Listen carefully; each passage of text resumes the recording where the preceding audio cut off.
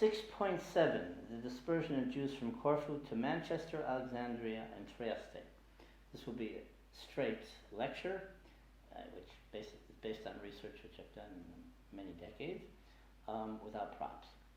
So, the first migration of Jews from Corfu was in the 1840s to Manchester, England.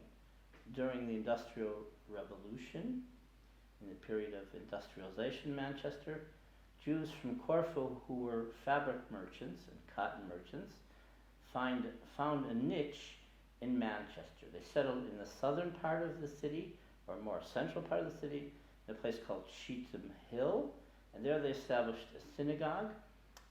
The most well-known family was Besso, and they've remained ever since. Today, in the southern part of the city, there are 3 Sephardic congregations. They're called Spanish and Portuguese, but most are Syrian Jews.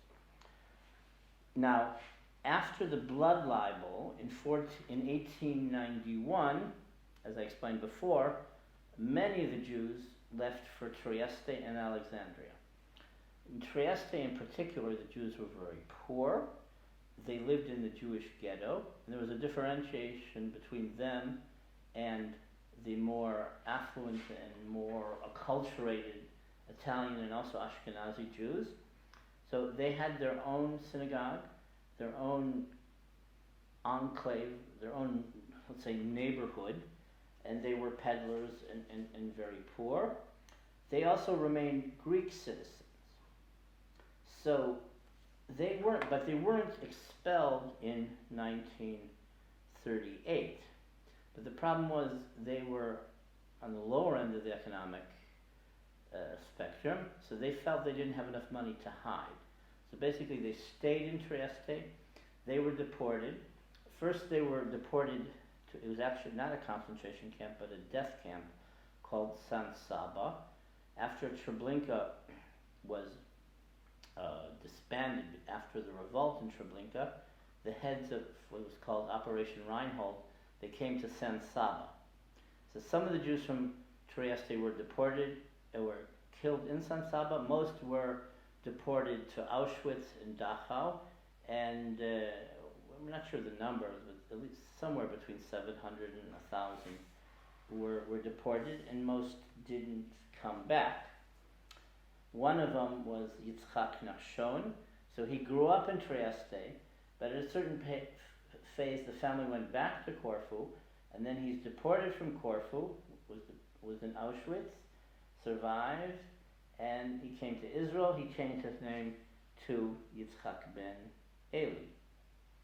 Now, in Alexandria in Egypt, the Jews came, they left Corfu in about the 1880s, because Egypt also, after the opening of the Suez Canal, was a haven for commerce, for cotton trade. And so Corfu had merchants who were cotton merchants.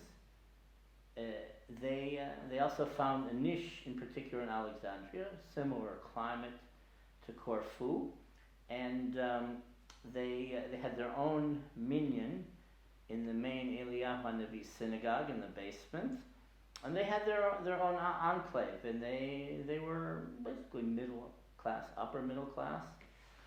They spoke Italian. A lot of the more affluent, well-established and longly established Jews in Alexandria were Italian Jews, and so they had a good life there. However, they were associated together with all the Greeks and the Italians as foreigners, part of the colonial powers, colonial agents, and so in 1956, ultimately they all were expelled. Some came to Israel, some went to Italy, a good amount of them went to Sao Paulo. In total there were 6,000 Egyptian Jews that went to Sao Paulo, and some of them were Corfiot Jews. I remember the original synagogue that they had in Eugenopolis, which today is the Safra family synagogue. The guy, the shamash, like the beadle, who stood outside, he would assist in the synagogue. He was a Corfiot Jew. So after 56, there's no more of a Jewish presence, no more of a Corfiot Jewish presence, no more of a Greek Jewish or Sephardic presence. In that same Eliyahu synagogue, Eliyahu Hanavi's synagogue in Alexandria, you also in the basement had a minyan of Jews from Yanina, and the Salonicans had two synagogues in Alexandria of their own. So you had three distinct groups of Jews from the Greek peninsula who also established themselves in Alexandria. And of course the end was in 1956. They all had to leave, they lost everything, and they never maintained their identity afterward. They had high holiday services in Tel Aviv, but the Corfiot Jews never established a synagogue anywhere in the Holy Land. There's still Jews who are Corfiot Jews, they're Corfiot Jews. There's some in England, there's some in various places, but there's no distinct enclaves anymore. In Manchester, it's the oldest of the, let's say, Corfiot diaspora enclaves, and actually a lot of the families are still Jewish, and they identify with the Sephardic synagogues, which is pretty rare because they, after all these years, since the 1840s, 1850s, they haven't assimilated. And you even have, in Israel, have a few young people who are of Corfiot origin, but it's like they're not exactly purebred. So they're from mixed marriages of Sfaradim or Ashkenazim with the Corfiot family.